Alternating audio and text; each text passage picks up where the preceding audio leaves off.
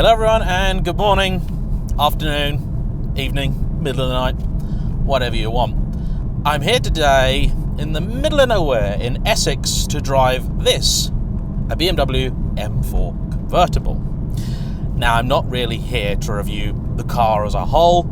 I've driven M4s before, and those of you that have seen my reviews of them will know that, well, they're not my favourite cars. However, a fairly local company to me called TDI Tuning got in touch and said, do you want to have a go of our M4? It's got our own tuning box on it, which brings the car up to about 520 horsepower. Now, you may have seen Ricky's video on this car. I haven't, because I didn't want his opinion to colour mine. So we've been out this morning getting some cool, sexy drive-by shots, trying to make me look as good and professional as is possible.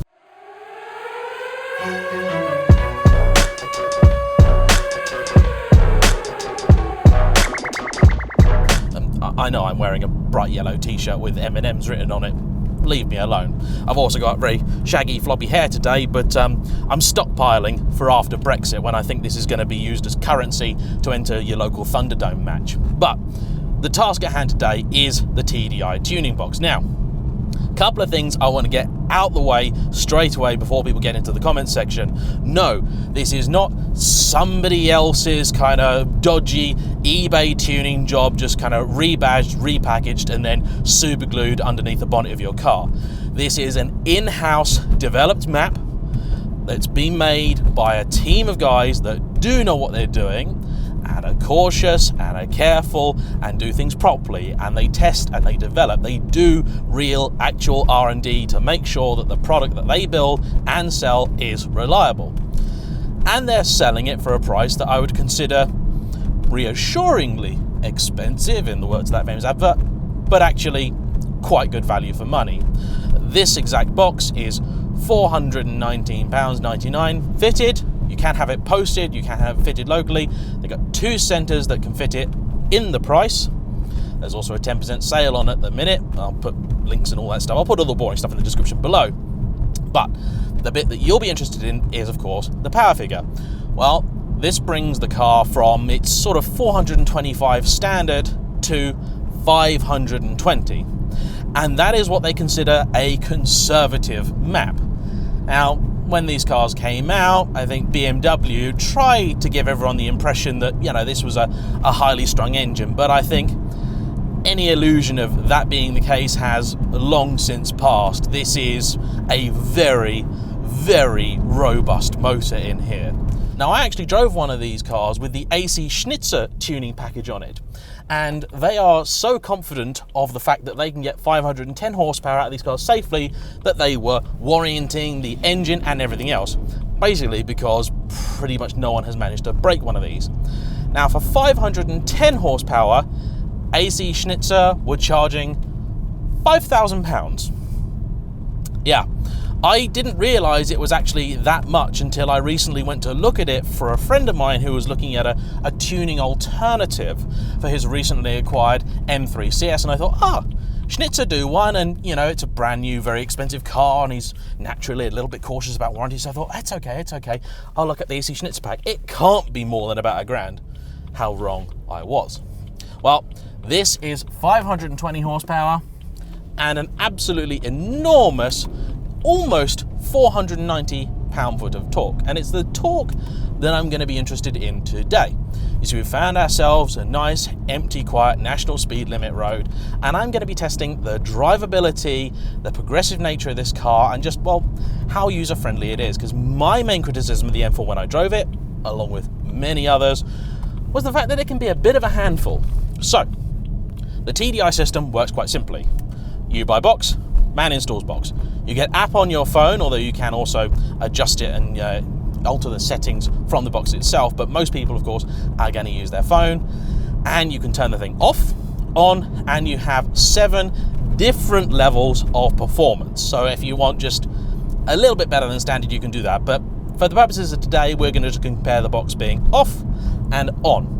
Now, the reason that I've been driving a little bit slowly for the first portion of this review is because we've had the box on earlier, just for the drive-by stuff, and we've now turned it off. And the ECU and the car just needs a couple of miles to basically get itself back to where it wants to be. When you turn the thing off, it's not a sudden just, you know, all the horses escaping. They've got everything set so it's a progressive change. So nothing happens instantly. It's not like you turn the box on. It's not like turning sport mode on in the car where it suddenly just picks up and shoots off. So that's quite nice. And the box itself looks very OEM. This car has the box kind of strapped to the strut brace simply because this is a development car and they want easy access to it for playing around, fiddling around and changing maps and doing all that sort of stuff. But ordinarily when these are installed, you wouldn't even know that they're there, so brownie points to them for that. And this is also not one of those slightly sketchy tuning boxes that just relies upon fooling a couple of sensors and doing silly things and getting the car to basically misfuel itself, essentially, in order to get the performance. This is actually a very well thought through, but still piggyback system. The joy there being that if you take it away, your dealer would never, ever know that it was there. So, car as standard. I am running in, I'm going to be running in sport mode on, let's just have sport mode on everything except the suspension, because again, I'm not here to test the suspension, I'm not here to test the steering, I am here solely to test the effects of the lovely tuning box. And conditions today, for complete clarity, it's about 9 degrees. It was damp earlier, but the road appears to be drying, and it's a bit overcast and kind of bleh. First test, car is on Michelin Super Sports, by the way. What I'm doing is I am at just shy of 30 mile an hour, about 2,000 RPM in third gear, and I'm just gonna plant the throttle and see what happens. We've got the car in its regular traction mode, so I'll be keeping an eye on the traction light, and we'll see what happens. So, foot down.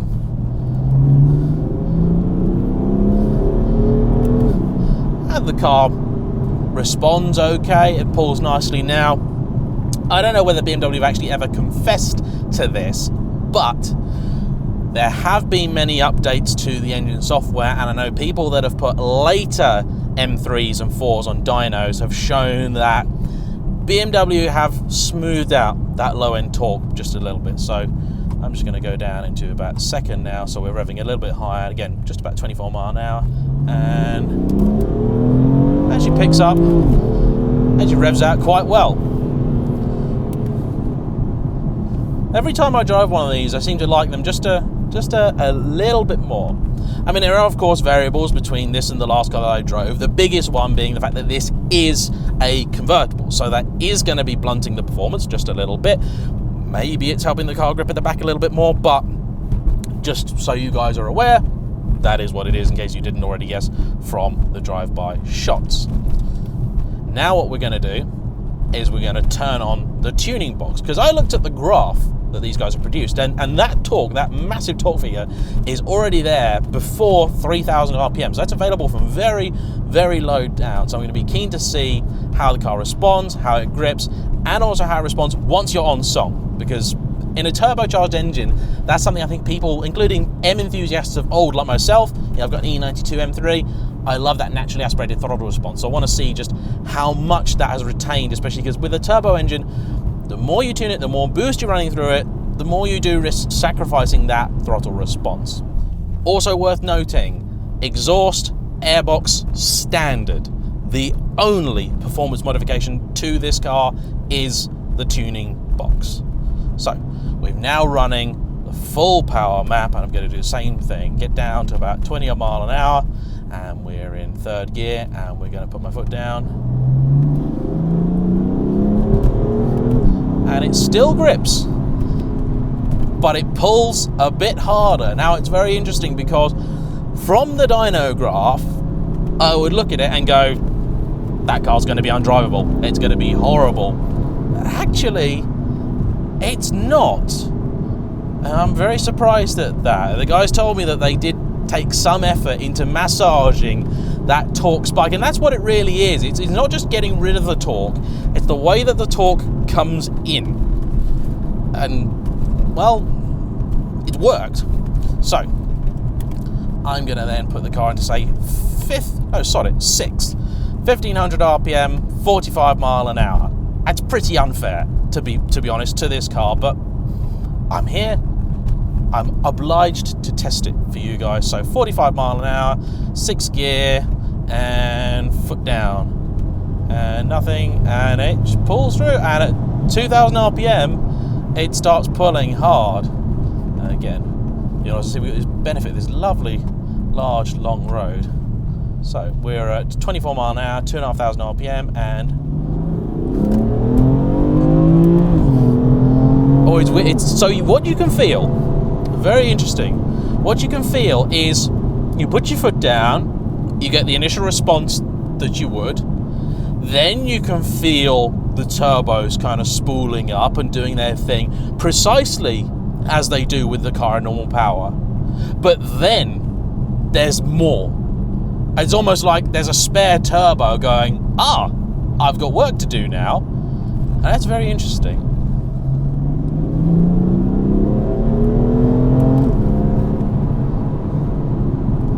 And what's possibly most impressive with my silly straight line antics here is the fact that that traction control light has not turned itself on. And in many previous M3s, 4s that I've driven, the traction control light is a constant companion. In fact, I would say it should be considered nearly a service item. I see it so frequently.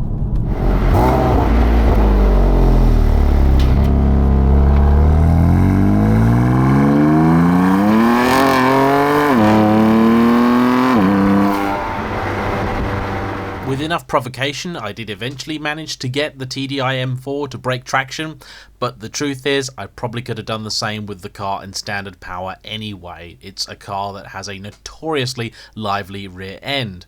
The good news is that in the top half of the rev range, the car responded brilliantly and was actually a very naturally aspirated feeling engine despite its very healthy power and torque figures. Overall, this tuning box did feel like a very refined product and not really any different to that official OEM-backed AC Schnitzer car that I'd driven a couple of years earlier. Now, the other flip side of the way TDI do things compared with, say, a traditional remapping company is the fact that because you're buying the box, you get to keep the box. So if you then want to sell the car and take the box off of it for whatever reason, for the pretty fair sum of 120 quid more or less, they will reset, reflash and clear out the box and tune it for whatever car you've bought next, and they'll do essentially anything with forced induction, which, let's be honest, is most cars now. And this is particularly helpful as well for the people that buy, let's say, something like a 116D, because I think we all know the fact that most manufacturers out there now will use the same engine across a broad range of models in different states of tune. And so when you've got a 116D and a 120D and all the manufacturer is changing is the map, and they're going to charge you about $4,000 for the privilege of buying the faster, better car, and you can just get these guys to do it for 400 quid. Sort of a bit of a no-brainer, really. And I'll admit I was kind of skeptical of the whole thing, but I've been down to the place and I've met the guys and spoke to them, and they are car people at the end of the day, which is always a nice thing to see, and car people are becoming, well, less common. So it's a joy to talk to like-minded people that also kind of work in the business, because I know there's a lot of people out there for whom doing these kinds of things is it's just a way of making money, and it's very clear that this is not the way for them, and they do care about what they do. I mean, this is the reason why this car is running only 520 horsepower, because if someone happens to go and fill this up with the sludgiest 95 octane crap that you can buy, and if you're watching in the USA, that, by the way, is equivalent to about 91, the car won't break. This car has been run on 95 octane fuel, and it was fine. Of course, they advise running it on higher octane fuel. It will benefit from it, just the same as the car would without the tune on it. So there's no real difference there. You know, this is not anywhere near, say, the level of customization that's happened to my M3, where you've got massive hardware changes and all that kind of stuff. All these guys are doing is just unlocking the potential in the engine, and it works nicely.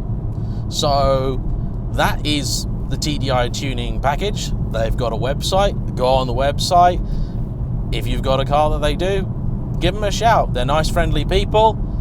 You know, they'll happily show you what your car will do with and without the box. So I will leave you guys to make your own mind up. I have no car that they have a product for, so there's nothing in it for me other than the chance to get to drive a car and experience the product. You know, I've got a supercharged custom mapped M3. I've got a Celica GT4 that predates all of this kind of fancy electronic trickery, and my only other car is probably remapped anyway. So so there's nothing in it for me beyond getting to meet the guys, and they're cool guys. So for that, I thank them for inviting me down, and if you guys have got any experience with them, I'd love to know about it, and especially if you have had a car tuned by them and you would like to see it featured, do let me know.